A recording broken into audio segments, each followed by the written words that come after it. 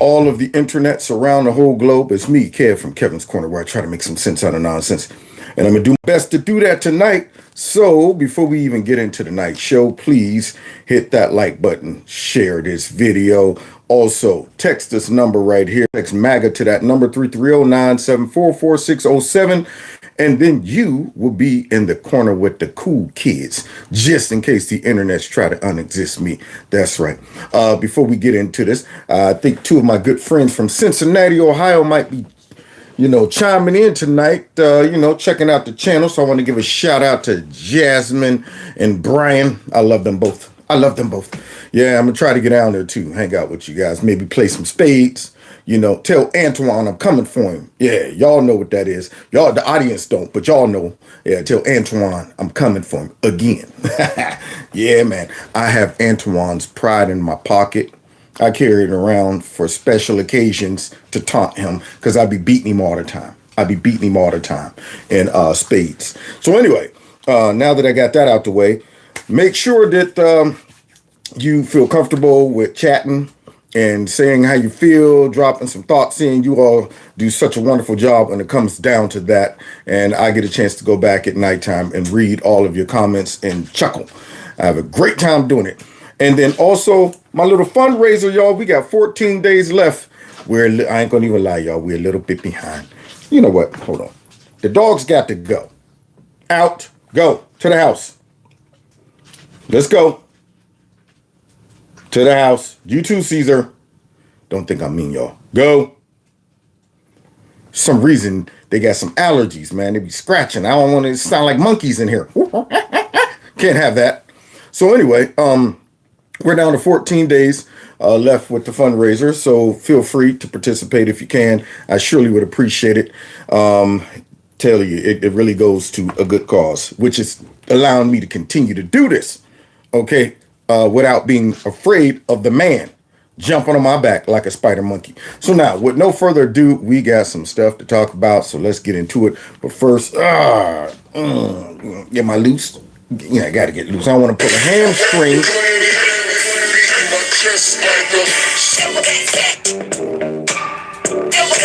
Real gorilla.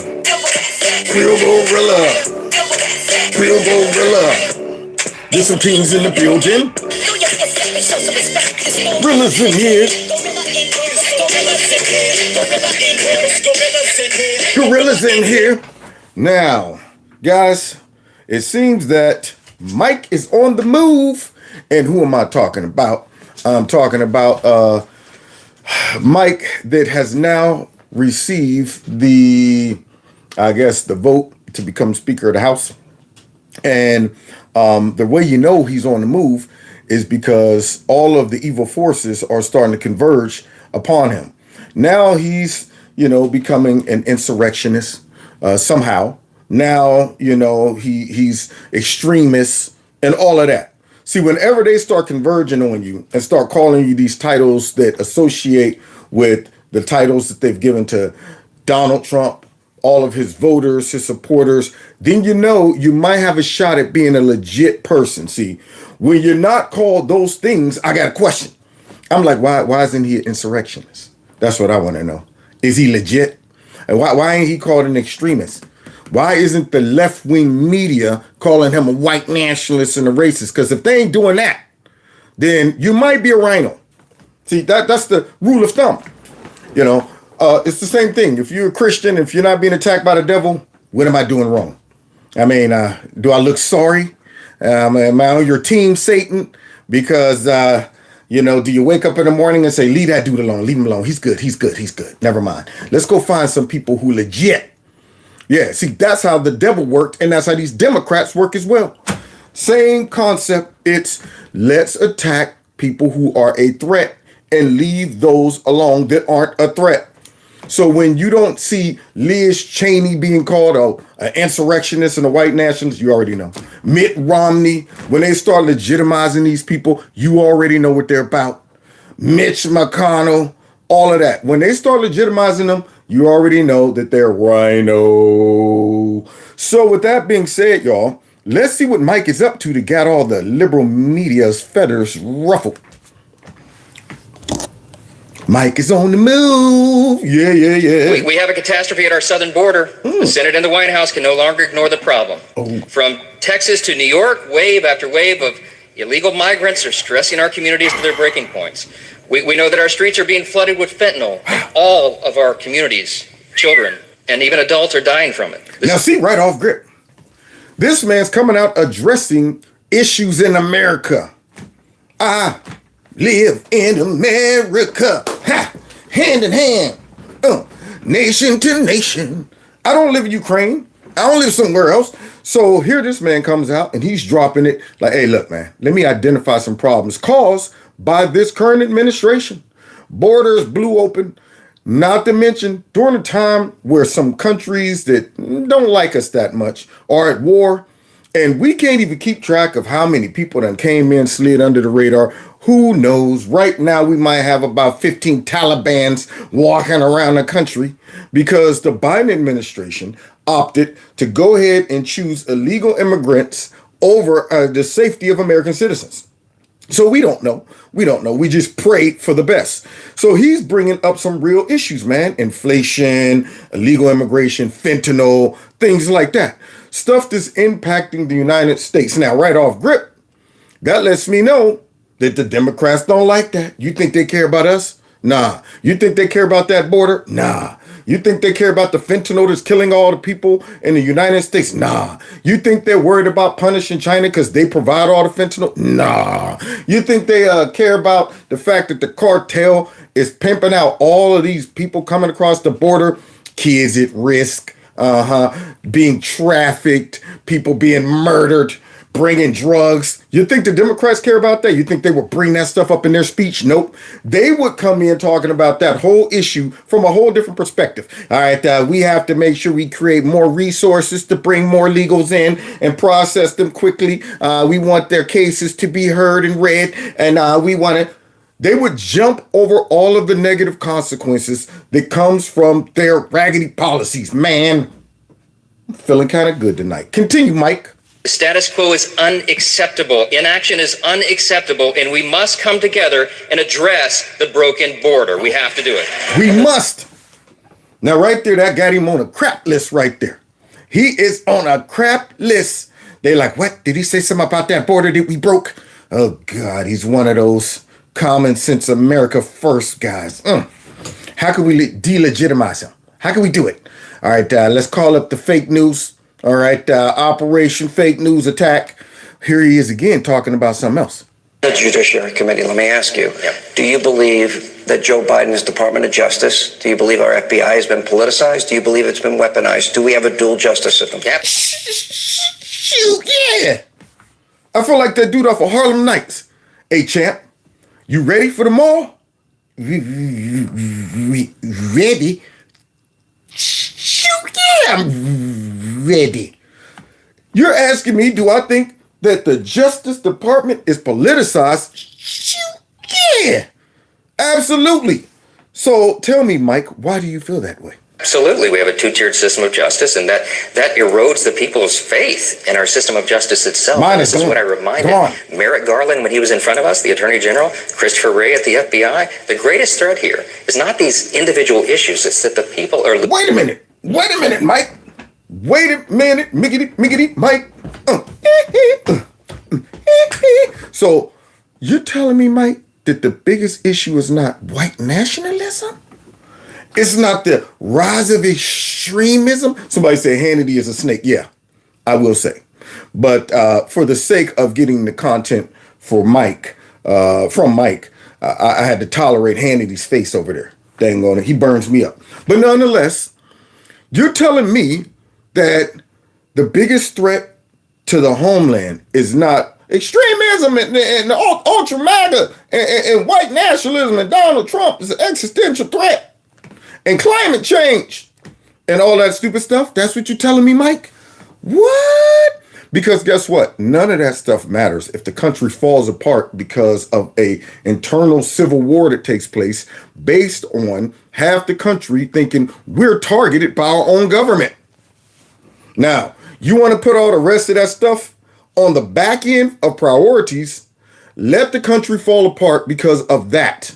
let some type of civil war break out. You think people are going to be running around talking about extremism and, climate change, and they're going to be sitting back going, oh my God, we have fallen into chaos because we chose to go after half of the country that don't vote for us, that don't like us. And we're taking advantage of the civility of conservatives, Christians, and many others who don't want to go rogue, don't want to just say, man, that's it. Everybody to the streets. See, so they know that we're less likely to respond in an aggressive way like the left. See, Antifa, they'll just come out of nowhere. Black Lives Matter, they're anarchists. That's the brown shirts for the Democrats. That's why they never get labeled as domestic terrorists and things like that. But if the country gets to a point where half the country is saying, man, I feel like I'm a target. I feel like there's two sets of justice going on here. Why am I seeing a young man being thrown in jail for several months for making a meme about Hillary Clinton, but an Asian lady who made a meme about conservatives in the same way didn't get no jail time? Why am I seeing Big Milk Dud Head, that went and pulled that fire alarm up there inside the Capitol, get a slap on the wrist, pay a little fine, drop the charges, but I'm seeing grandmas sitting in prison for a year and something? See, these are the things that would tear a country to shreds. So, with that being said, finish, Mike. Losing their faith in our system of justice. And Sean, you cannot maintain a constitutional republic, a government by and for the people, if the people doubt that the system is fair. If they believe there's two tiers of justice, then the system doesn't work at all. And so I think Garland's been a great threat. I think he's the worst attorney general in the history of the United States. And how?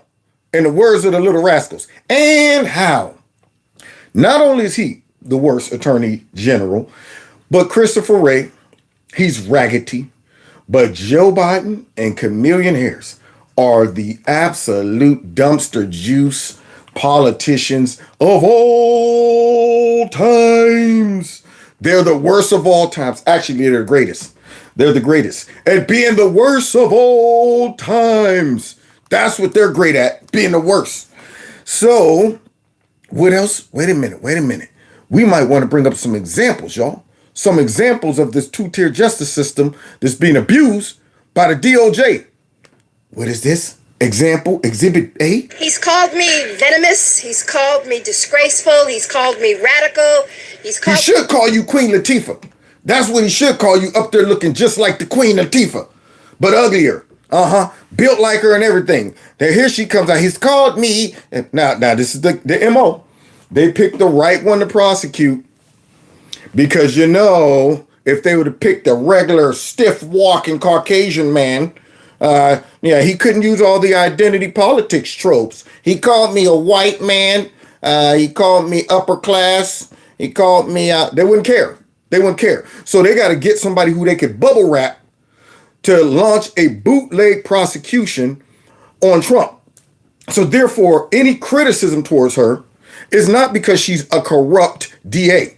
No, it's because I'm a woman, because I'm black, because I'm looking like dang on Queen Latifah, and because, that's what it is. It ain't just because you're corrupt.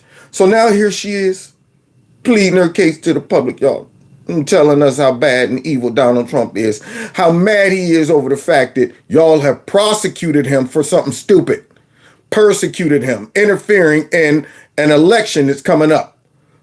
And it was premeditated. But yet there's no two-tier justice system. Let's see. Called me a racist. And this is only week 3.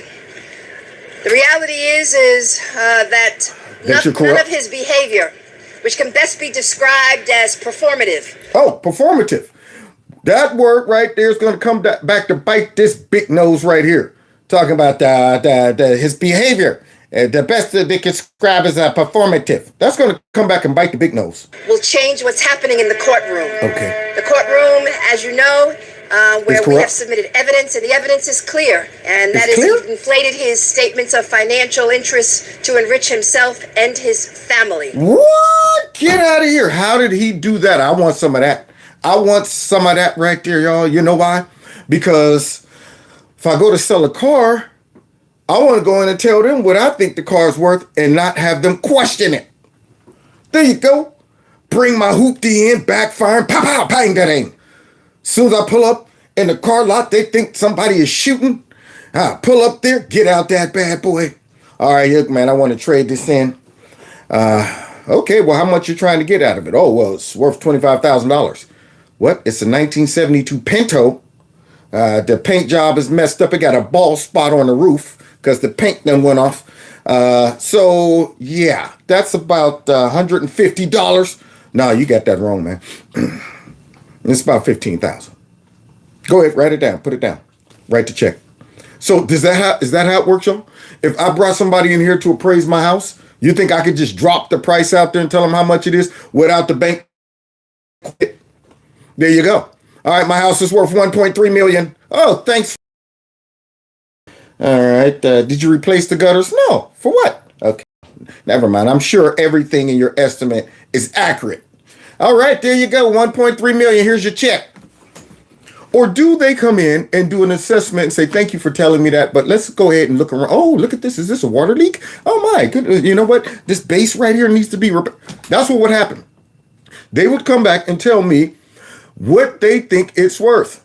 Same thing with the bank. If Donald Trump went way over the top with estimating what his properties are worth, unless you're a complete moronic bank who just takes people's word for it, you're probably going to have somebody come in and double check his work. Not to mention, all the loans were paid back to these banks. So let me understand, there's no victim. This is a victimless crime, but not to her. Not to her. See, all the other billionaires and millionaires in New York who probably done way worse, she somehow picks on Donald Trump. What could be her motive, guys? And nothing will change that. Not the attacks on me or anyone. At the end of the day, we are here to seek justice. Y'all hear those words? Y'all hear those fake words right there? Two fake and one statement right there. Attacks on me and justice in the same sentence. First of all, you strategically pick attack to make it seem violent, unwarranted. I was just minding my business.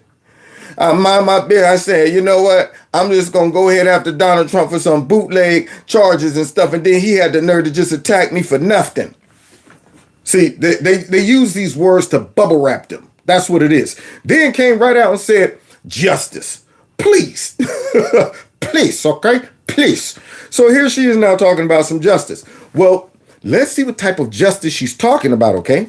And we will seek justice. I look forward to seeing Mr. Trump again. I understand that he will be returning next week for Michael Cohen. But we are here to enforce the law, and nothing will change that. Nothing. No attacks, no words. No words. I will not give in. I will not give up. I will only serve justice and enforce the law. Okay, let's check out our justice. Yeah, justice like this. What would you say to people who say, oh, I'm not going to bother to register to vote because my voice doesn't make a difference, or I'm just one person? No, wait a minute. This was before she was even elected as the district attorney. I don't understand. So this little Caucasian girl right here is asking her a question. Now, this is before she knew anything about Donald Trump's financials, any of that stuff. She wasn't even in the job.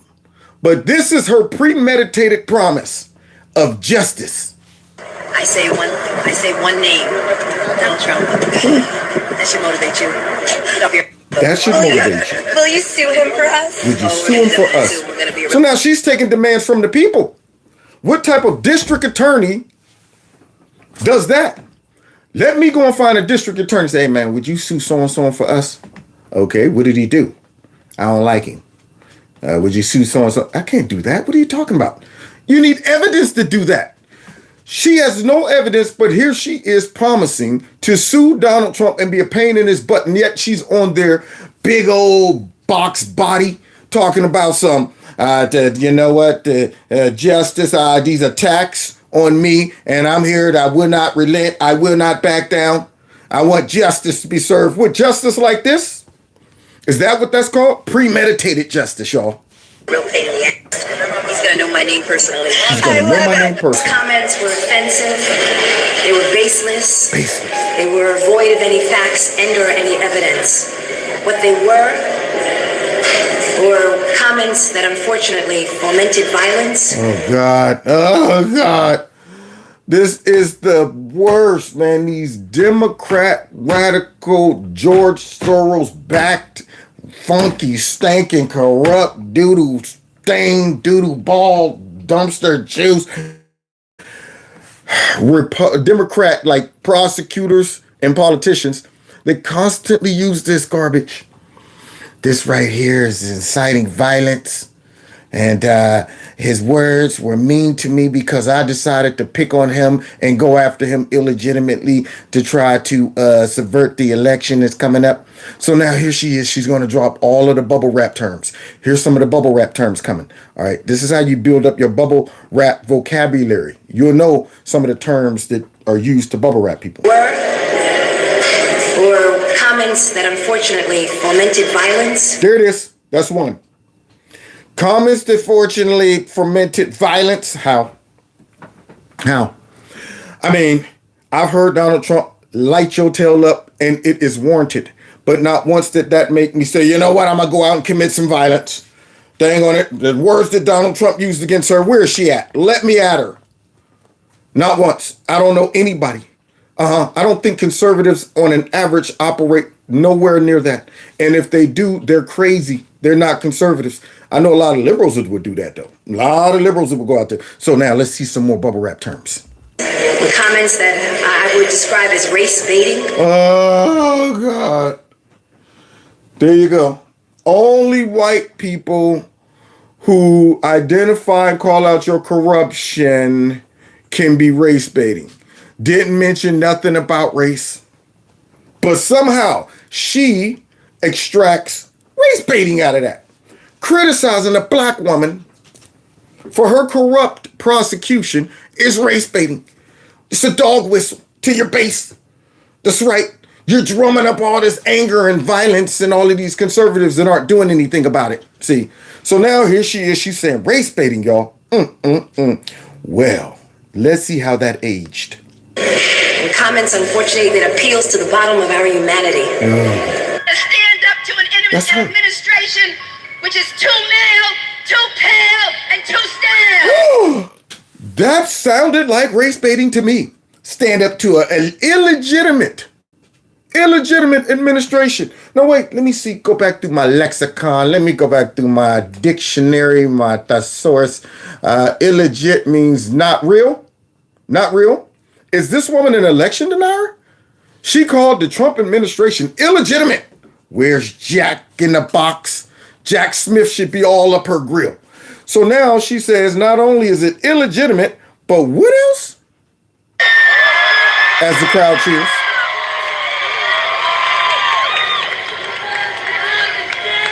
Too male, too pale. Too male, too pale, too stale. So not only is she a race baiter, but she's also a sexist.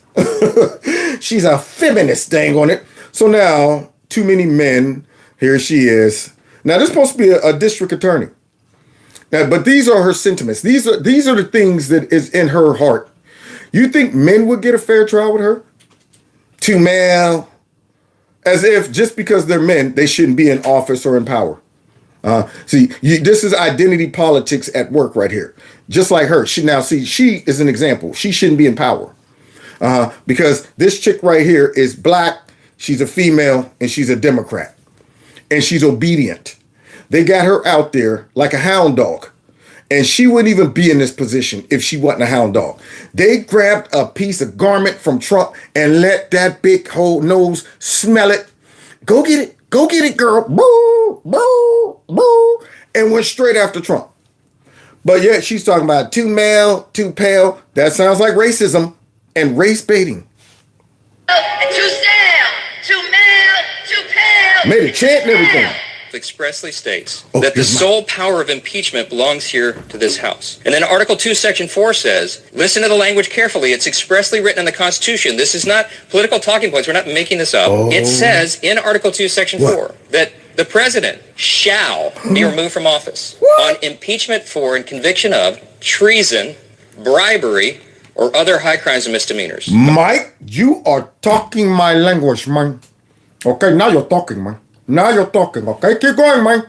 Keep going, Mike. So you hear that? Now, I know they didn't want to hear this. They did not want to hear this come out of Mike.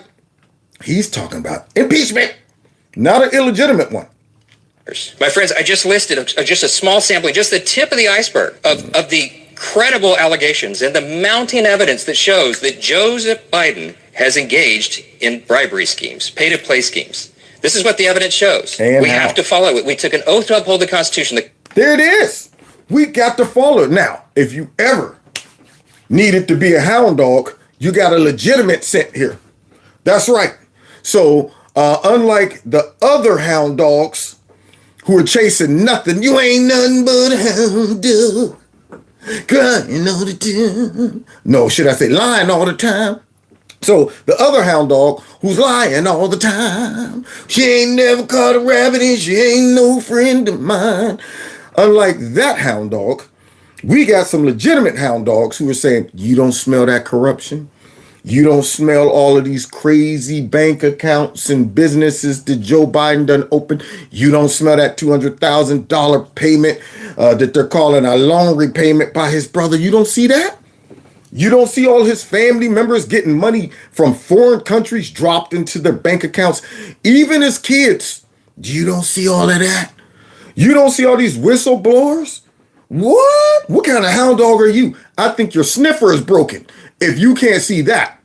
So Mike Johnson was right about a two-tier justice system. Their hound dogs are following false scents. Our hound dogs are saying, brr, we are pointing right there to the evidence, like pointer dogs. It's right there. You don't see it? It's right there. And you got the DOJ, you got the FBI going, I don't see nothing, man. That means you don't want to catch a rabbit. So let's continue, though, because I think we have another example. As views way outside. This how you know. This how you know Mike might be legit, y'all. Because they sending out their dang on hound dogs to go after him.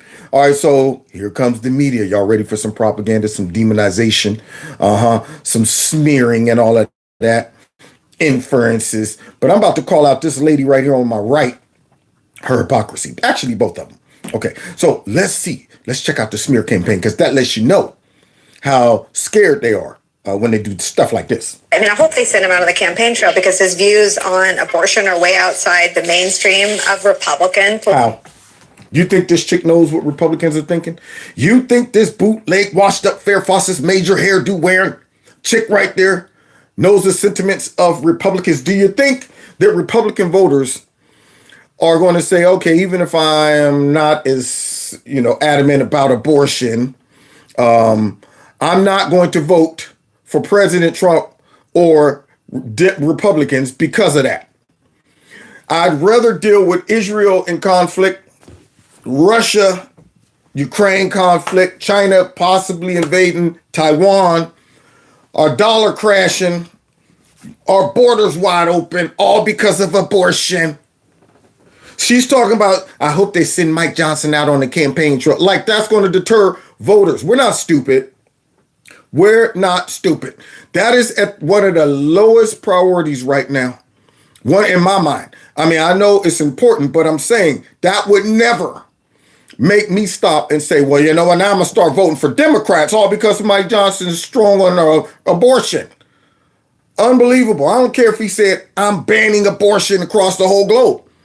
Compared to what we're looking at, are you kidding me? I take it. What else you got to say about him? Political thought on the other side of voters in Kansas and Ohio and other very, very red parts of the country. His views on democracy, again, to the right. What is that? His views on democracy, again, to the right. What do you mean? What's your... See, remember, Democrats' idea of democracy is let us run the country. You shut your mouths. We'll run all over you. That's what we're going to do. We're going to run all over you, make decisions for you, spend your resources overseas, and attack anybody who don't believe what we believe. We're going to show you democracy by tearing up our democracy, our republic, because that's exactly what they're doing. See, their ideal of democracy is let us question every single election. Let us deny every single election. Let us point the finger and not the thumb when we lose. That's what democracy is for us. So here she is saying, on the other end of democracy compared to, I don't think she realized that most Republican voters that are informed are afraid that we're losing our republic. So I want somebody who's very, very adamant about saving our republic. Of Republican voters. Oops. His views on foreign policy to the right of the Republican voter. No, it's not. Views on foreign policy is very right to the Republicans. She's just making stuff up. Making stuff up. You think Nicole Wallace went out and asked some people, did some surveys? What are you talking about? And then give me an example of what his views about foreign policy is to the right of the base. If you're talking about ceasing money to Ukraine, I'm okay with that. If you're talking about being physically responsible when it comes down to spending and how much money we're sending all over the place, I'm okay with that. Get us out of unnecessary wars. How about we become stronger against dang on China, tougher on all these other countries? How about we stop sending money to dang on Iran so they can spend it for terrorist attacks? See, and you're talking about that to far right, to the base. No, he's right on target. What were they thinking? Well, Stuart Stevens said what I was also told by some folks who were starting to parse through the Mike Johnson record, which... Ooh. See, I would treat her like that guy up in Canada when that reporter came out talking about, well, the people are saying, and I was told, who told you that? Oh, you want to know, they just told me in the back to come out and smear you. They didn't tell me to actually have proof and back up any of the statements that I'm saying. So can I continue trying to smear you without being questioned? He's Jim Jordan with a jacket and a smile. That's something that when you actually start parsing... You wrote that backstage. All right, I think this will be catchy. Jim Jordan with a smile. I was told that some people say basically he's Jim Jordan with a smile. Unbelievable. So now, here it is, guys. This is how you know. She's starting to compare him to Jim Jordan. Now, remember, guys, when they were trying to stop Jim Jordan, he was a extremist. He was a radical. He was an insurrectionist. Now, all of a sudden, they trying to link him to Jim. That means he's legit. Through the policy comes through very clearly that this is someone who, maybe without the publicity and fanfare, is certainly working in lockstep on the same ideological and ethos ideas that people like Jim Jordan and Steve Scalise have been talking about over the course of the last several years. He just hasn't been doing it as often on Fox News. But this is who they ended up with. And I think it takes me back to yesterday when you and I were having this conversation, albeit at that point it was chaos because we didn't know who the speaker was going to be. At least now there is a speaker for the first time in over 3 weeks. Man, this is a 100% propaganda network. This network is nothing more than the DNC. That's all they are. They're the DNC. All they are is a whole bunch of Democrats trying to pretend to be legitimate news reporters. And all she's doing is coming out there just making up all kind of stuff, accusations. How about that? And then look at this. He's not on Fox and this and that. So Mike Johnson, I guess, is dangerous to our democracy now. She's going to try to link him to January 6th. She's going to try to paint him as an election denier. Okay? See, because remember, only Republicans can be election deniers and insurrectionists, not Democrats, though.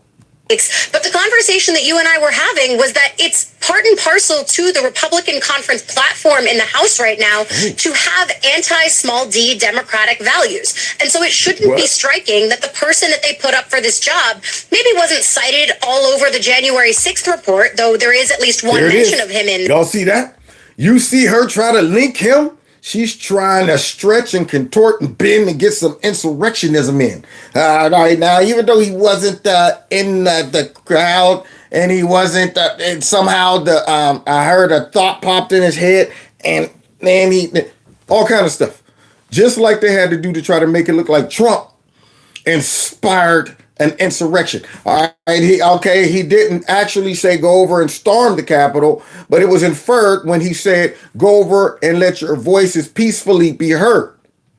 That right there is a translation in the old Greek lexicon that states that when you say let your voices peacefully be heard, it is translated in the Greek and Aramaic to mean that violent insurrection should take place. That's how Trump was connected to that. That's what she's doing. She is contorting herself to try to slide Mike Johnson into some insurrectionism. She's sprinkling some of that on him to delegitimize him. What else she's sprinkling on him? There, but instead he's someone who simply provided some of the attempted rationale for how to overturn an election. Here it is. He provided some rationale on how to overturn an election. How so? What did he say? That's my question. So now she just throws that out there to her raggedy audience that don't know nothing. But you know what we're going to have to do? We're going to have to point out this chick's hypocrisy. And I'm glad, frankly, that you played the clip from last night when they invited reporters in for a quote unquote. Yeah, you hear that? I'm glad. I'm glad that you played this clip from last night. Because guess what? I got a clip I want to play too.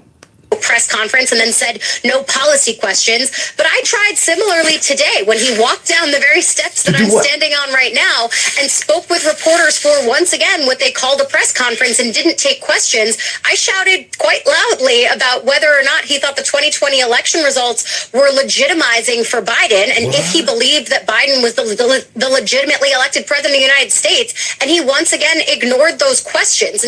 He ignored those questions. Y'all see this chick right here? I once again tried to ask. Now, why is this a litmus test for all Republicans? Because, see, that's what they're gauging, whether you're a rhino or a MAGA Republican on. See, if you're a rhino, you'll come out and say that Trump was wrong. It was a fair and free election, and there was no questions. It was the most secure election of all time, and Trump inspired an insurrection. If you're a MAGA Republican, you'll say, hey, man, there was a lot of problems. There was real legitimate reasons for us to question it. Now, as soon as you do that, you also get thrown into the category as an insurrectionist, an election denier. That's why they keep asking the question every time they can. This is the litmus test. This is the test to see if you got gonads or not. See, that's the break you question. You know, do you still think that the election was illegitimate? See, and if you are a weak Republican, you'll be like, no, actually, I think it was the best ever. If you're not, you go, yeah, there was some questions. Yeah, big questions. So now that's the question she keeps asking. She wants to hear Mike Johnson say it. Well, I wonder if she wants to hear these people say it as well. You claim that it's wrong to object to the certification of election results. Yeah. You, along with your allies in the media, attempted to cancel and censor members of this chamber who voiced concerns and objected to certification. I have an objection because 10 of the 29 electoral votes cast by Florida were cast by electors not lawfully certified. You see Poodle up top? You see Jerry with that poodle sitting on top of his head right there? Now, I wonder why ain't this reporter going, I was following Jerry, whatever his name is, around to ask him, does he still think the election for Trump was illegitimate? Why don't they stick a mic in all of these insurrectionist Democrats' faces? Oh, let's see.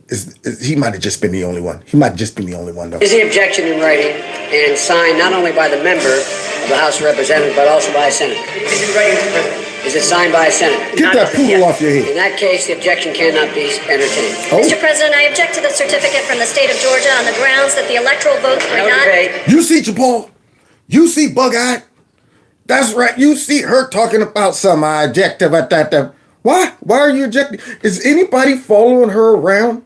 Raskin, that's who it is. Anybody following her around, sticking that mic in her face, asking her, do you still object to the election results? No debate. I object to the certificate from the state of North Carolina based on violations of There is no debate. And there's no Based on we lost and can't take it. Based on we're a corrupt party who don't have any legitimate reason to be upset about the election results, but we can't give power over to Donald Trump because he's not one of us. He's not one of us. He might get in and show us how the government can be ran, which that's exactly what he did. He might threaten our power. So now they're objecting, but they're using all of this fake mess. But nobody's putting a mic in their face. I don't understand why she ain't following them around, asking them these questions. No debate in the joint session. I object because people are horrified. That's my favorite one right there, y'all. I object because people are horrified. That's a legitimate reason to object to an election. People are horrified. Boy, I tell you, when Joe Biden got in, I was like, oh, no. I'm sure many people was horrified after they stole that last election. But to sit back and say, I object because people are horrified as a legitimate argument. As a legitimate argument, man. You didn't say, like, even if I said that, I object to Joe Biden winning because people are horrified because our voting process was compromised and we can't survive as a country if people don't trust the voting process. So that's how you create a legitimate argument to connect with the horrifiedness, but not her. I object because people are horrified. Objection overruled. All right, here we go. Section 18, Title 3 of the United States Code. Look at all these insurrectionists, y'all. I objected to the counting of the electoral votes of the state of Ohio. I object to the certificate from the state of Alabama. Objection. The electors were not lawfully certified. I object to the 15 votes from the state of North Carolina because of the massive vote suppression and the closing of polling booths. There's no debate. Lot There's of no debate. 16 There's to no 1, debate. and the massive Gentlemen. You hear what he said? No debate. Gentlemen will suspend. I have an objection to the electoral votes. The objection is in writing. Mad I Max. don't care that it is not signed by a member of the Senate. Yeah, she don't even care. Now that's an insurrectionist for you right there. That's an insurrectionist for you. And I don't care if it ain't signed by members of the Senate. That's back when Mad Max had a decent looking wig right there. She had that little bob wig right there, but still was ugly. She still had that Sharpay face right there. Dang on it. But I don't care. Okay, I object. Because I'm mad. All the time, I'm Mad Max. I do not wish to debate. I wish to ask, is there one United States senator who will join me in this letter? There's no debate. Look at that. Objection is signed by a member of the House, but not yet by a member of the Senate. It is over. Claiming an election. Wow. Now, somebody go get me that funky reporter from MSNBC and say, could you go track down all of these people and ask them, do they still object to the legitimacy of Trump's last presidency? You think she's following them around? You think she's trying to lay a narrative that if they don't come out and confess that Trump was a legitimate president, then they're considered to be an insurrectionist, an election denier, an extremist? No, she's not doing that, and I wonder why. See, that's why I need me a press pass. Because, see, that would be my job. See, if I had the right resources, I would make it my mission to go and see. I wouldn't just go in and ask them the question. I would have it queued up on a nice little tablet. All right, this is you right here objecting to the election. Do you still feel that way? Huh? All right, but it doesn't stop there. Stolen or not legitimate is something that a candidate should never. Wait. Member of the Senate. Here we go. I do not wish to debate. I do not wish to debate. Ask, is there one United States senator Mad Max who will don't join debate. me in this letter? There's no debate. The objection is signed by a member of the House, but not yet by a member of the Senate. It is over. Claiming an election was stolen or not legitimate What? is something that a candidate should never do. No, you can't do because that. he or she knows or should know that such a claim and such words can actually incite violent insurrection. Y'all didn't know that? Y'all didn't know if you disagree with an election and you question it, you're inciting violence somehow. Now, before Trump came along, I never made that connection. Never made that connection. Isn't it funny how all these new crazy concepts just pop up and they're perfectly tailored just for Trump? Not once in my life, after seeing all the Democrats down throughout the years deny elections, questions elections, did I ever equate that with violence. What? They denied the election? Man, oh man, to the streets, let's tear up stuff. Not once. But now all of a sudden the Democrats are inferring that when you deny an election or question it, you're inciting violence. But yet they always forget about the receipts that they left all over the internet. Accuse your opponent of what you yourself are guilty of. You were told. Well, it seems that the House manager's position must be actually a bit narrower than that. What? The House manager's position really is that when Republican candidates for office claim an election is stolen or that the winner is illegitimate, it constitutes inciting an insurrection. What? And the candidate should know it. Just know it. You should just know it. But Democratic Party candidates for public elective office are perfectly entitled to claim the election was stolen or that the winner is illegitimate or to make any other outrageous claim they can. Yeah. It is their absolute right to do so. Now, see, this is what I don't understand.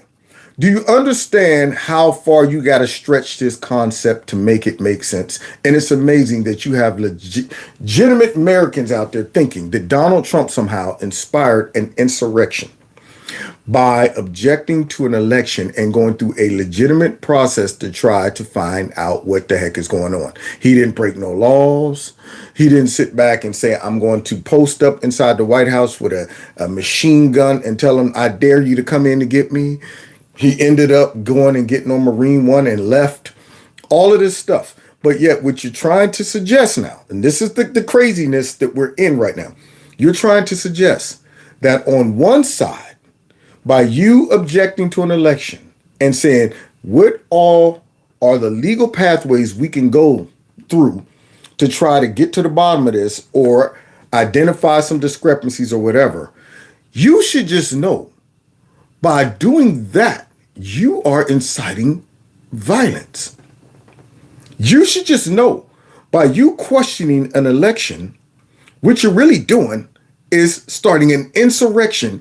And even though you never told these people to do any of this stuff, you should know that would be their intent. This would be the fallout. This is the practical outcome of you rejecting the election, even though your words and actions do not match inspiring an insurrection. You said walk over, not run, not storm, not sprint. Walk over and let your voices peacefully be heard. But you should know that the people can't comprehend those words. Yeah, you should know that that's a dog whistle to them. That go over and storm the Capitol, drag Nancy Pelosi out and hang Mike Pence. You should just know that. You should know that by offering Nancy Pelosi and the mayor of D.C. 10 to 20,000 additional troops to prevent an insurrection, you should just know by doing that, all that is a ploy. That's just a strategy to throw off the scent, make it look like, you really want to stop the insurrection, but you know what I'm saying? But you knew Nancy Pelosi and them was going to reject it to open up the door for all of your MAGA hat wearing, cell phone carrying insurrectionists to invade the Capitol with no guns or anything, no plan, no strategy, no leader, nothing. You should know that. Nah, you shouldn't question the person who turned down the 10 to 20,000 troops that would have prevented the insurrection. No, you shouldn't question them. Question the guy that offered all the troops that would have stopped all of that. Question him. Question the guy that said, go over and let your voices peacefully be heard, and just somehow flip that in your head to mean insurrection. But yet, when Democrats constantly throw out accusations of this is illegitimate, this and that, that right there is interpreted as simple political sparring, normal political stuff. Nobody should look at this as illegitimate or an insurrection. So now we got to point out all of these other insurrectionists. They should have just known by saying these things it could incite violence. It's never a big lie. You've been doing it for years. But can you imagine telling your supporters that the only way you could possibly lose a foot about to go in the mouth is that an American election was rigged and stolen from you? Yeah, that's when they was trying to impeach Trump for the second time, y'all. That man up there trying to look like he's serious. Can you imagine a public servant saying the only way he could have lost it? Now, you know this is going to come back to bite him. I got a bad feeling about this. And ask yourself whether you've ever seen anyone at any level of government make the same claim about their own election. If Stacey Abrams doesn't win in Georgia, they stole it. It's clear. It's clear. And I say that publicly, it's clear. You can run the best campaign. You can even become the nominee. And you can have the election stolen from you. He knows he's an illegitimate president. He knows that there were a bunch of different reasons why the election turned out the way it did. Votes remain to be counted. There are Look at the blueberry. Y'all see the blueberry? Y'all see thing on Grimace up there with that gap between her teeth? Talking about some illegitimate election. Waiting to be heard. And I will not concede. And I respect where you're coming from, and I respect the issues that you're raising. You're not answering the question. Do you think it was legitimate? There are still legitimate concerns over the integrity of our elections and of ensuring the principle of one person, one vote. I agree with tens of millions of Americans who are very worried that when they cast the ballot on an electronic voting machine, that there is no paper trail to record that vote. But constantly... I'm feeling violent. Oh, man. Just listening to these people deny the legitimacy of all these elections makes me want to turn green. I'm about to go out and hurt somebody. Dang on it. And I'm just joking. I don't want YouTube to think that I'm really going to go out and hurt somebody, okay? This is a joke. I'm using an example. It's a parody. I don't want to go to jail for joking, okay? Because, see, that's the society we live in right about now. But let's finish here. Nasty Pelosi inspire people to violence, according to the Democrats. Shifting vote tallies in Ohio and malfunctioning electronic machines, which may not have paper receipts, have led to additional loss of confidence by the public. This is their only opportunity to have this debate while the country is listening. And it is appropriate to do so. So I know that some people might say it's in the past, but certainly January 6th and 2020 looms so large over this building every single day. And now you have someone in the presidential line of succession who helped with that rationale in a key way that Republican members of Congress were using his legal bases that were, of course, flimsy and non-constitutional, but were trying to use them as their rationale for why they voted against certifying the election. Now, in the background, you should see me parachuting down right behind her with all of those clips. All of those clips I just showed you. You should see me coming in, first time parachuting, but I would take the risk just to blast her. Fuddling with the chute, spinning around, tangled up, land, getting all wrapped up in the chute, come out of that mug with my mic. All right, I flew in just now after watching your segment of lies. Here's a montage of all of your party members, because you're a Democrat party member, right? I'm sure. Could you watch this, and then afterwards we'll have a talk? Because I want to see you go out and question all of these people who inspired violence and an insurrection. I want to see you following them around like a hound dog, but nope. You're only on the scent of Mike Johnson. So now here she's talking about the third person in line for the presidency. Well, Nancy Pelosi was in line for the presidency. And look who also might be in line for the presidency if the Democrats take back the House. And let's see his opinion on insurrections, or should I say election denying. Results, I think that that's extremely striking and speaks to where the party is right now. The other thing I would add, too, is President Biden was asked about this today, and he said no, he wasn't concerned about having someone like Speaker Johnson with the background he's had in the presidential line of succession. But candidly, Democrats around here don't share the president's view as far as I've heard it. Yeah. So wait, I wonder if she asked this loser the same question. We've got one electoral mission. Democrats need to win back the majority in November of 2024 so that it's a Democratic majority that is prepared to certify the election. There it is, because only Democrats can certify elections. See, there it is. They want that power to be able to mold any election the way they want it to be. Because we can't trust Republicans to certify elections, right? So now, basically, Hakeem Jeffries is like, we want to get back in power so we can cheat. That's what we want. Because remember, we can't trust the Republicans. On January 6th of 2025. But everything is on the ballot. Democracy will be on the ballot, as evidenced by the position that many of the election deniers on the other side of the aisle continue to hold. By the position that many of the election deniers on the other side of the aisle continue to hold. Election deniers. I got a bad feeling about this. The more we learn about 2016 election, the more illegitimate it becomes. That's from Hakeem Jeffries, y'all. America deserves to know whether we have a fake president in the Oval Office. Y'all hear this sellout right there? That's back in the day when Trump was in, because see, remember guys, that's when it was in vogue for you to go ahead and call the president illegitimate. It was in vogue back then, but now it's not anymore. Now it's not. See, let's continue seeing this hypocrite. Seems to me that there's a cloud of illegitimacy that continues to hang over 1600 Pennsylvania Avenue. Election deniers. Well, what's this? Oh, the real hoax is likely your so-called election victory. Hashtag Russia hacking. Sounds like an insurrection to me.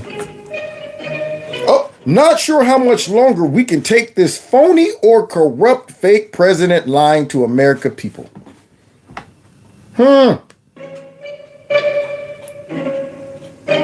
Where's that reporter? Russia interfered with our election, attacked our democracy for the sole purpose of artificially placing someone at 1600 Pennsylvania Avenue. They were successful.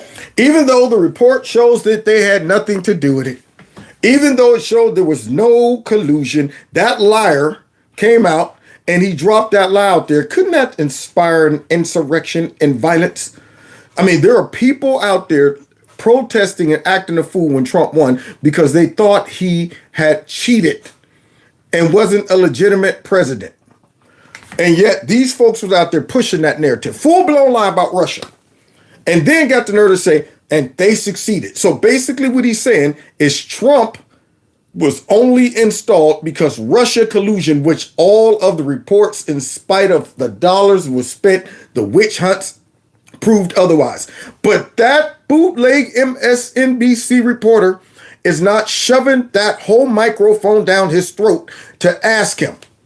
As you sit on there talking about some, the January 6th deniers, an illegitimate election. They're still believing the election was illegitimate. Do you? See, that's what needs to happen to these people, man. There needs to be a counterattack on these people to expose their hypocrisy, because they just get away with it. And if it wasn't for me going back and digging up clips and other people putting together little montages, people would go on with their life thinking that this only happened from the Trump side and from the Republican side. Democrats are perfect. They didn't do any of this. They invented this crap. They are the kings and queens of insurrection. They're the kings and queens of election denier. So let's see. But everything is on the ballot. Democracy will be on the ballot, as evidenced by the position that many of the election deniers on the other side of the aisle continue to hold. Will you run for president in 2024? Oh, here's an election denier right here, in a sense. This bootleg dude who knew Trump won, but he betrayed him, Benedict Arnold. Y'all ready? Let's celebrate. It's time. Well, we're giving it consideration. Together. Prayerful consideration. So if you decide to run and he's up there, so be it. So be it. We begin with breaking news. Former Vice President Mike Pence has officially filed to run for president. The paperwork is in. It's a bold strategy, Cotton. Let's see if it pays off for him. Our poll shows that Donald Trump has a 29-point lead over Ron DeSantis and the rest of the Republican field. Former Vice President. Punk step up to get beat down. Oh my goodness, he getting stumped. Now what was he thinking? What was he thinking? That he could come out from under his former boss who stood by his side, and then he betrayed him, and then came out and just smearing him, and then decides, I'm going to run, knowing Trump's popularity is at all-time high. So hit the road, Jack, and don't you come back no more. President Mike Pence is at 7%. 7%. Why do you think you were trailing so far behind? Because I suck. And what is your plan to gain voter support in the coming months? Well, number one, I'm really grateful for that 7%. Y'all hear the fake politician? Number one, I'm really grateful for that 7%. Right. Oh my gosh, man. This guy, man, it's like they built him in a laboratory. He's the prototype politician. Everything calculated. Hello, my name is Mike Pence. And you know what? I'm really grateful for that 7%. He's glitching. Dang on it. Shift that hair around. Okay, that reposition. Now I'm back. Anyway, so 4 months later. Oh, what's this? Traveling across the country over the past 6 months, Yeah. I came here to say it's become clear to me. What? This is not my time. No, that's not clear. What's clear is people don't like you. People don't trust you. Don't be blaming it on time. It's not my time. Like there'll be a time for you. It's over, Mike. It's over. Go ahead, man. Get on that donkey you rode in on and ride off into the sunset somewhere and sit down. Dang on it. So here he is. It's just not my time. Wait for it. So after much prayer and deliberation, I have decided to suspend my campaign for president effective today. I have decided to suspend my campaign for president effective today. Thank you. It's time to come together. It's up to you. What's your pleasure? Everyone around the world, come on. Don't. It's a celebration. Ooh, that's right. Get that bum out. He's the first. As far as I know, he's the first to get booted. But he was delusional to even run. I mean, I don't even know what that man was thinking about and got the nerve to be. It's just not my time after prayer and this and that. You know what? If you was that deep, you would have heard God say, Mike, don't do it.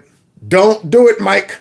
If you were that deep, you know God would not send you out there just to see you get the smackdown 3 months later. With careful prayer, I decided to go ahead and throw my hat in. So what was the answer to the prayer, Mike? Did you hear from God on high? Did you hear the Lord whisper, Mike Pence, it is thou time. Go forth and become thou president. Okay, I'm on my way. Then 3 months later, maybe I heard a wrong word from God. It's not my time. Unbelievable, this guy. But I'm happy. He's gone. So be it. Yes, please. Get him out there. Now, wait a minute. Here's something else that needs a reality check. Because I keep saying this we ain't voting for Joe Biden, but Who is this guy? What is he having a conniption? Is him having a fit, as the kids say? Him having a fit. So now this guy over here, he's scared about the election coming up, y'all. And this is a legitimate reason why. Let's see how liberal logic plays a part and scare tactics play a part in people's voting. This young man is gay. I want to warn you. I tried to bleep out some of his filth, but I couldn't get it all. But this is the reason why he's so afraid of people like Mike Johnson and Trump and the Republicans. So here we go. you need to take this W right here, flip it upside down, and let's talk about me real quick, because me don't equal we, because my A, B, C, D, E, F, G, H, I, however, am voting for Joe Biden. And ain't no thing y'all asses gonna do about it, okay? Oh. Look. See, this A, B, C, D, back to the G. The G here, we have a House Speaker who believes that the LGBT and the G means gay, my black ass. My gay, happy, rainbow, sugar-coated mother... They want to ban and make it illegal to be gay, so... Where's that law? Where is that law? See, so his presentation with all of the antics and why you got to be stereotypical gay? I just don't understand. Why don't you just be gay and act like a normal person? See, and let me tell you something. And this is my rainbow having butt and this and this and that. So now here he is claiming that the Republicans are going to ban people from being gay. Anybody see that in any of the campaign ads, any of the proposed policies? Anybody know? How did this man conclude that? That's my question. Back to me real quick. If y'all asses don't vote for Joe, then my ass is going to damn jail. So y'all hear that? This is crazy. That man said if we don't vote for Joe Biden, he's going to jail for being gay. I mean, is this Africa? I mean, is this Saudi Arabia somewhere? I don't understand. I didn't know you can get arrested in the United States for being gay. But that man is on somebody's TikTok or Instagram or something actually saying this. And the sad part is I think he believes that he is really going to jail. He believes we're going to go ahead and be like, all right, the gay police are here. All right, come here for a minute. Put your wrist out like this. I'm going to slap them. And if they break, then you're gay. Ready? Oh, he's definitely gay, Johnson. Take that one away. Come here, you. What's up with that pink hair? Say something. Yes. Oh, he has a lisp. He has a lisp. Throw him in the gay paddy wagon, Johnson. There it is. Now, I want you to run, okay? Take off running. For what? Just run. He's gay. Men don't run like that. Put him in the gay paddy wagon, Johnson. Uh-huh. Yes. So that's what this man is suggesting. That there's going to be the gay police riding around locking up people just because they're gay. My question is, we are all y'all collect gonna put money on my books? That's the goddamn question. So keep me out of it when y'all talking about we ain't voting for Joe Biden because my ass is voting and ain't no thing y'all mother gonna do about it, okay? So keep me out of it. Keep me out of it. Don't speak for us. Full presentation. Speak for me. Speak for yourself. Full presentation for nothing. Got the whiteboard. I don't even know what he's writing on it. It's just scribbling, making circles and swirlies. See, this is me, and this is I, and I is you, and me and you. And I said, if I ain't you, then I ain't me. See, because if I wasn't me, I'd want to be me. Okay? That's how you get free. You got to be me, but you got to be you. So if you ain't you, don't try to be me. You understand that? Now, wait, what was I saying? Oh, yes, I'm gay, and I'm going to jail. Wait a minute, am I going to, yeah, that's what it is. And I'm sitting there going, you just made a fool of yourself. Boy, I tell you. We were talking to some Democratic donors. Oh, the Dems are in trouble, y'all. We're about to close out the show. So this is what the Democrats are dealing with. And this is why they have to do things like try to get Trump off the ballot in other states, Democrat states, why they got to use folks like Letitia James and Fat Albert and Big Fanny and Jack in the Box to falsely accuse Trump all this stuff and persecute him. This is why they're talking about we got to get back in power so we could certify the election because we're going to get our faces smashed if we don't cheat. So they're doing everything they can to lay the groundwork to cheat. So here's Kamala Harris getting interviewed and come to find out, y'all, she is not popular. Nobody wants her. And they have told us that should something befall President Biden and he is not able to run, that there would be a free-for-all for who would run as president. You are in the spot that would be unnatural for you to step up. But we're hearing from donors that they would not naturally fall into line. Why is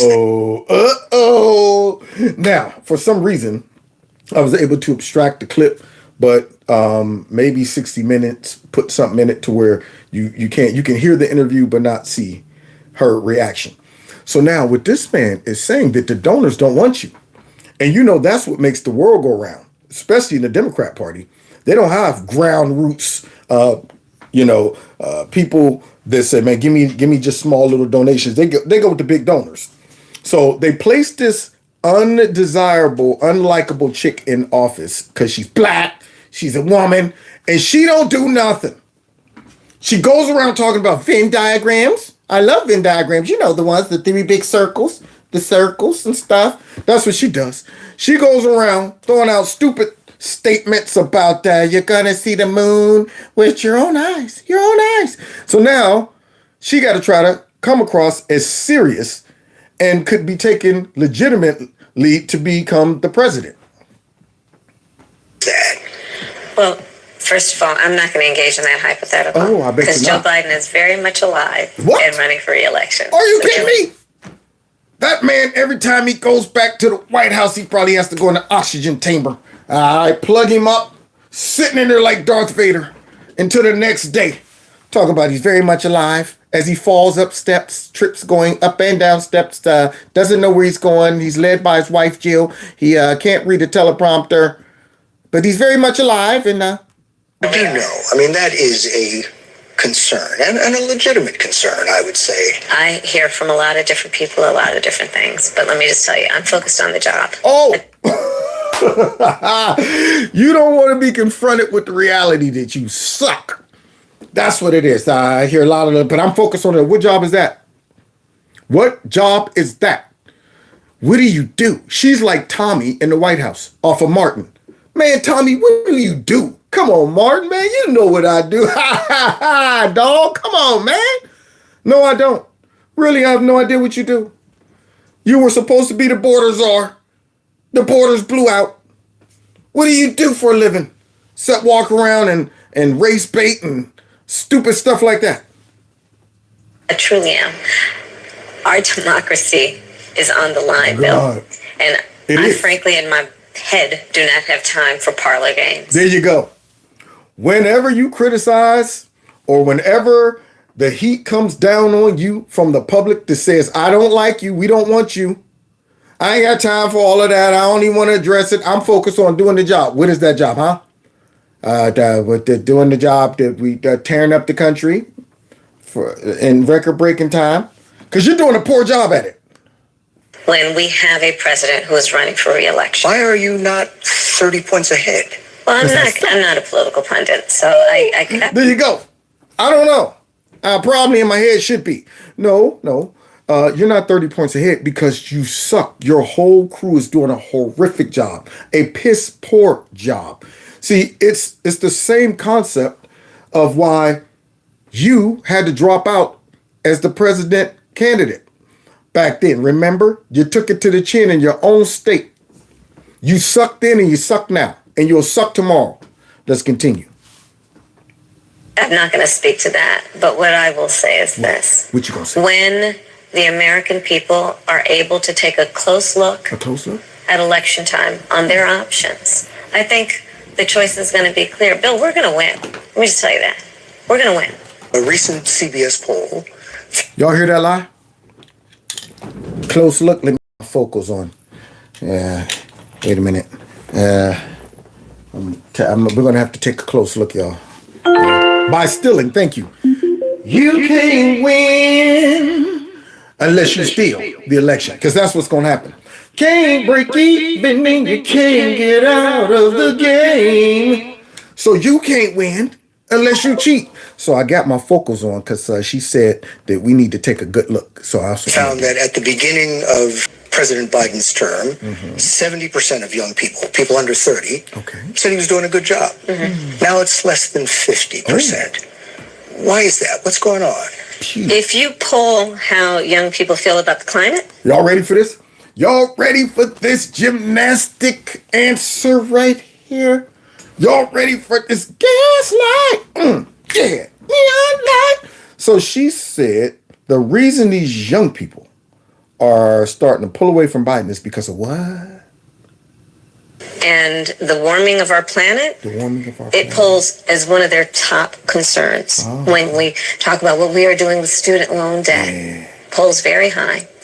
The challenge that we have as an administration is we got to let people know who brung it to them. That's our challenge. Now, this is that moment.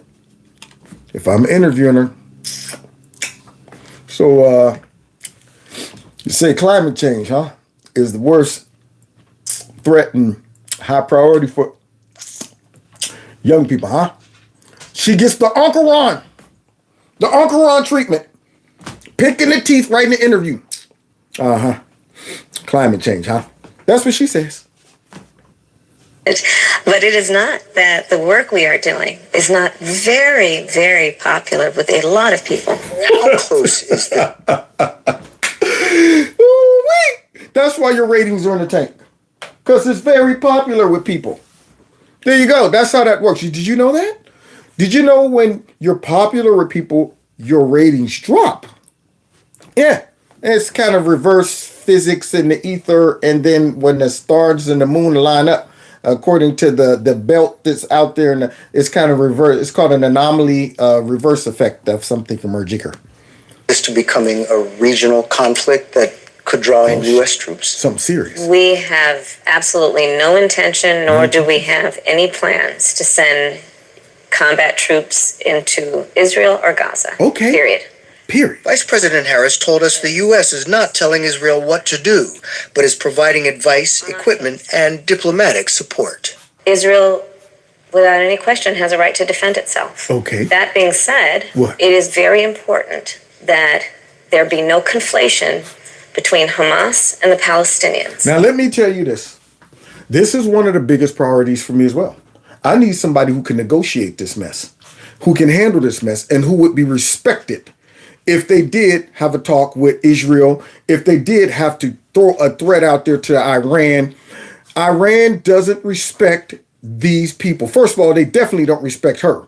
They don't respect Joe. And honestly, the sad part about it, even some countries that might be like, I don't want to speak to women. I don't. Make man, you tell me what she said, but sir, she's sitting right here. You can just listen to her only. Nope, I do not talk to a woman. You tell me what she says as if she's not even here. See, you got some countries like that. But if you even got a strong woman, they demands respect. I think a Carrie Lake could go in any country as the president or vice president and get respect. But this chick, I'm here in Ukraine. Eastern Europe, is this? I'm here somewhere in Europe. They would be like, she's double disrespected. They'd be like, not only is she woman, but she's dumb. I won't speak to dumb woman. So here she is out here trying to talk about situations that have a global impact.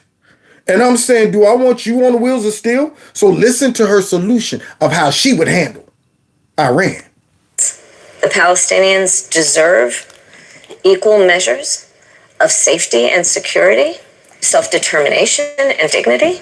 And we have been very clear that the rules of war must be adhered to. Tell them, Chameleon. And that there be humanitarian aid that flows.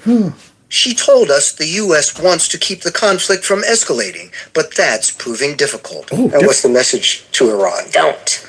Oh. As President Biden said, just don't. Exactly. Y'all hear that?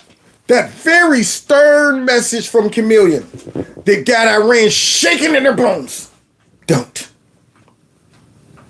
Same message from Biden? Yes. Just don't. Where did we hear that? Where did we hear that before? If you're coming here from your other country, don't come. What did they do? Flooded the border. They came more. That was a dog whistle to come. That's what that was. Don't come. And they all sprinted straight across the border like they're running a marathon. Chariots of fire.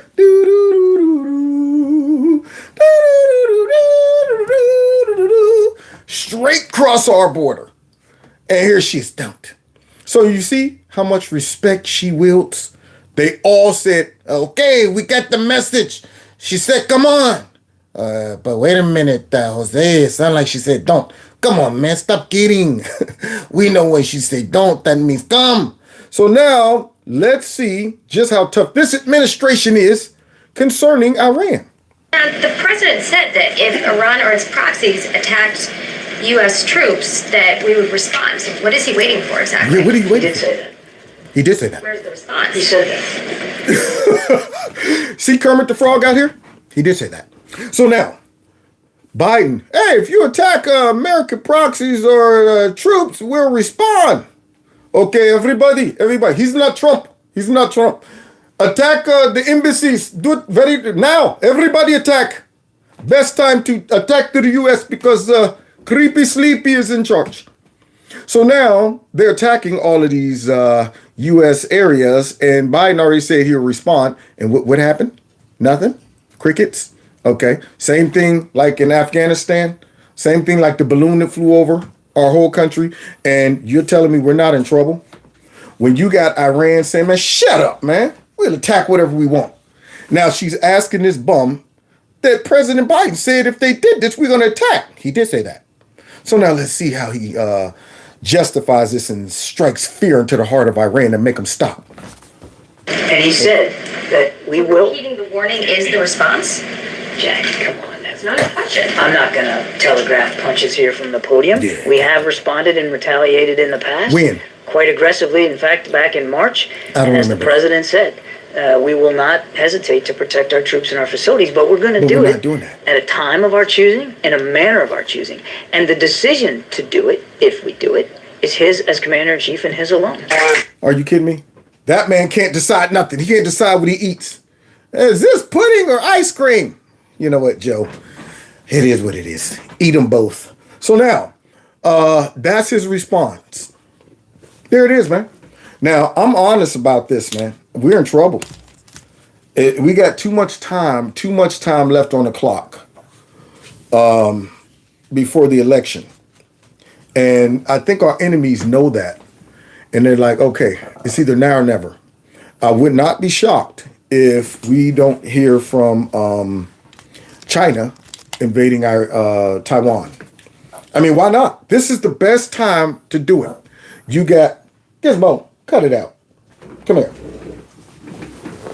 Ah, he wants some attention. He's like, even though you pay me no attention, all I want to show is my affection. Yes. You love your daddy? You do. You do love your daddy. Now scram. Scram. Oh, scram. Now, let's get back to serious business. Yeah, so we're in trouble. We're in trouble because of this guy. Paying attention to these few guys up here, so that all kidding aside, my mother would say, I apologize for my back. By the way, if my mother were here, she would have had me say at the outset, I apologize for my back when I'm speaking to you all. Apologize for my back when I'm speaking to you. My mother give me hell for doing that. Excuse my back. I didn't apologize for my back. I was apologizing for my back. My mother would say, excuse my back. Excuse my back when I speak. Excuse my back. Okay, everybody. Troops, get ready. Invade now. Invade now. This man has his back to us. There it is. This guy right here. Yeah, you think Iran is scared? You think China's shaking in their boots? Back. My mother would kill me, but my back to y'all. Please excuse my back when I'm speaking. I apologize. My mom's looking down from heaven and saying, apologize to these people because you have their back to them. I apologize. No, it should be apologize to these people because you destroyed the whole country in record-breaking time. And look, it means we're making available federal assistance for Florida survivors whose homes are damaged and destroyed by the declaration that I... By the declaration. Whose homes are damaged and destroyed by the declaration that I agreed to. We're helping both Florida and South Carolina with the delivery of meals, waters, and debris removal. Debris removal. That's right. That's our guy. That's our guy, right? Huh? The Ayatollah is shaking in his boots. All of them. All of these foreign actors are scared to death of us right now. John Kirby, he did say that. Hey, I'm not going to tell you what we're going to do, even though we said that if they did it, we were going to respond. But I'm not going to tell you when or where, because we're really not. We're not going to do anything. The Taliban came back in, took over. We didn't do nothing.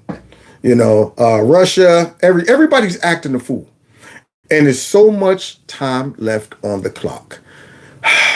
I'm so afraid of how much more damage will be done by the time the election takes place. And if it does, first of all, even if Trump wins, he has to repair all the damage. But without Trump winning, we are done. I feel confident in saying that. But yeah, that's the guy. And we're going to end with some wise words from Tucker Carlson and Trump. Look at that guy. Look at that guy. Where am I on Trump now? Well, I love Trump. Personally, I think we're going to see Trump's emergence as the most significant thing to happen in American politics in 100 years. Tucker came a long way when it comes to Trump. I think he then came out from under Fox and had a chance to interview Trump. And he's like, okay, this guy right here's our best shot. Because he reoriented the Republican Party against the wishes of Republican leaders. But when I think about Trump right now, so it's July of 2023, I'm struck by his foreign policy views.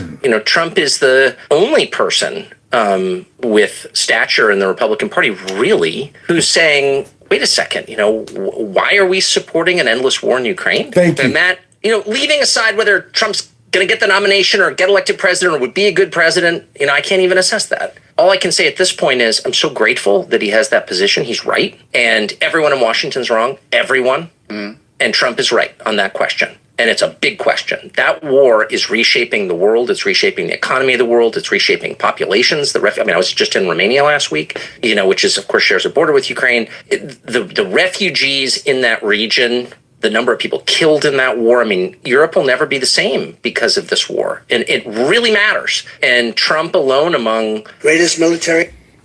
Y'all hear what Tucker said? And see, this is what bubblehead Americans don't understand. Foreign policy is almost more important than domestic policy, because foreign policy is what keeps us safe as a country, how we handle other countries, how we are viewed on a global stage. Because see, just our presence and the perception that you might have of America could stabilize areas. That could keep just our presence moving the U.S. troops in a certain area back in the day would make people go, man, we can't act a fool. We can't act a fool. The U.S. is here. When we get weakened, that opens us up to everything else. It opens us up to alliances being formed that would have never been formed. And you're sitting here seeing all of this takes place across the globe. Now, the part that I'm worried about is, we could solve a lot of problems here, but if things get crazy overseas, that's a problem too. When we are not handling China correctly, Russia, some big actors, we ain't talking about some little small Lithuania. We're talking about folks that have a decent sized economy, decent sized military, and they're forming alliances. So what if, we're over here driving electric vehicles, but China is over here making the batteries and pimping us. This is the stuff that I say, what are y'all doing? So what if we're focused on climate change, but Russia and China is using fossil fuels to keep their country running? See, these are the things that I said, what are you doing? So what if we are talking about borders and this and that, and these wars could drag us in? It also impacts us when we're sending money and throwing it away all over the place, and stuff that we shouldn't have even been involved in. We wouldn't have to send money to Ukraine if we would have handled that the right way. Stuff like the Taliban, things like that. These are all decisions that I say could come back to the shore. Then you got the open border, and then you got folks coming in through that border from some of these countries. And it all is being done by this current administration. They are the most dangerous administration to the United States in recent history. And then you got Trump. Because I honestly believe this statement right here. In the world, you saw what we did. Matters. And Trump alone among greatest military in the world, you saw what we did. For 4 straight years, I kept America safe, I kept Israel safe, and I kept the world safe. The world was a safer place, a much safer place. Today, the world is blowing up all around, no matter where you look. If I were president, the attack on Israel would never, ever have happened. I think you believe that. I do believe it. Because we wouldn't have been sending billions of dollars over to Iran, who is simply using that money to fund Hamas. I do believe that. And that alliance between China, Iran, Russia would have never happened. See, they wouldn't be attacking some of our embassies and stuff like that. They wouldn't be doing that. You remember what Trump did when we blew up Solomon Grundy? And then all of a sudden, Iran's talking about they're going to respond, and Trump sent out that warning. Okay. For a show of strength to your people, if you want to blow up some abandoned areas and stuff like that, have at it. But let me tell you, if one American gets killed, we're going to rain hell down on you. And guess what? Not one American was killed. They made sure that, okay, this dude is legit. He is the real deal. He's not going to sit back and let us act a fool and keep pushing him because he ain't dumb. He's not worried about all of the criticism. America's being mean to Arab countries like Iran and the illegitimacy of the. They don't care. He didn't care about that. He was all about keeping the country and the citizens in our country safe, period. And we need him back as president because I don't see any other candidate that can project that type of strength, come in and pull this back together, even if it's possible. Because by the time this is over, I hope we're not so broken up and so desecrated that pulling us back together would be, you know, really, really tough. But if anybody can do it, I think Trump can, because he pulled our economy back together in record-breaking time. And sometimes just the person in charge will move things in a direction. Excitement gets behind them. Respect comes behind them. You know, people become encouraged and, you know, they become positive. You know, when Trump was in office, in spite of all the radical liberals running around screaming up at the sky and the Democrats' corruption, I felt positive about the direction the country was going in. And I also felt safe, not inside the country per se, because of, you know, I felt safe for the most part. But the biggest threat was like Antifa and Black Lives Matter, you know, acting a fool. But what I did feel, and to me, that's not a threat to me. The real threat would be overseas or other countries. I felt safe. I felt that nobody was going to mess with us when Trump was the president. He sent the message. He sent the message to North Korea. He sent the message to China. He sent the message to Iran. And they all backed down. And now look what's happening. And you think if Kamala Harris takes over, that would be the end of us. End of us. So we're going to see what happens, ladies and gentlemen. I just know one thing. I hope Mike Johnson continues to do what he said he's going to do. I hope these corrupt, evil Democrat politicians and prosecutors are defeated. And I hope we defeat all of them at the ballot box in 2024 and then clean house. No time to waste. You got to come in with spring cleaning. Can't come in like I get around to it. Nope. You got to come in and demolish the house, reconstruct it. That's what has to happen. So God bless y'all. God bless America. Hit that like button. Share my videos. Thanks for hanging out with me on this Monday. This number, 330-974-4607. If you text MAGA to that number, I will go ahead and confirm at some point. Somebody said Ren and Stimpy. What you know about Ren and Stimpy? God bless you, Stimpy. I'm sorry your mother thanks so mean to you. Hello, Ren. Loved them. Yeah, man. Ren and Stimpy, that was my boys. So anyway, now, my fundraiser, if you can, please help out. We're way behind in my mind I had to go, but we're way behind. So, but I thank everybody for what they have done. So remember, I'm not here to bully anybody, guilt anybody, or pressure anybody. I'm not like that. I just say whatever people can do to help, they'll do it. Oh, somebody sent me some new props, y'all. So, you know, you might be seeing me come out with some props after a while. But anyway, with that being said, I'm going to let y'all get out of here and enjoy the rest of y'all Monday. And I'll see you tomorrow, same time, same place. And I'll have some more chaos to have to go ahead and deal with. So God bless y'all. God bless America. Where's my Superman hat? Here's my Superman hat right there. Dun, dun, dun, dun, dun, dun. All right, let's bounce.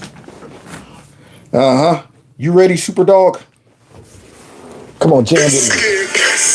This is all city.